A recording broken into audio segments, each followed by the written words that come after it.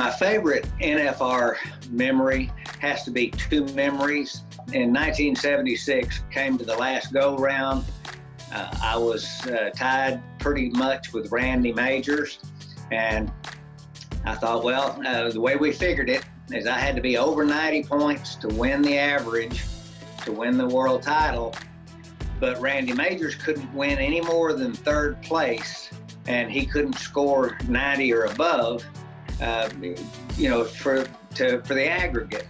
So we rock along, and I tell my dad, I said, well, there's two bulls I can be over 90 points on guaranteed, and that's Red One and Generalissimo, and I'll have one of them, so don't worry about it, I got this.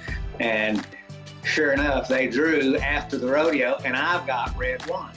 Well, that's the good news. The bad news was Randy Majors drew Oscar, which was maybe the most famous bull going at the time. And I rode Red One, scored 95 points, and Randy Majors rode Oscar, scored 87 points, and won third place. So I won the PRCA championship and the world championship, but capped it off. Red One ride was probably the most pressure, best ride I ever made. At the same time, the other memory coming the very next year. Same rules, 1977. Well, they didn't know that you could actually finish the 10 go-rounds and be tied. We come down after the 10th go-round. Randy and I are pretty tired, but we're tied. And everybody's standing around, the judges and all the officials. And I said, well, boys, we're not going to flip for this. I said, there's 4 re-rides back there. Let's just ride till one of us don't ride.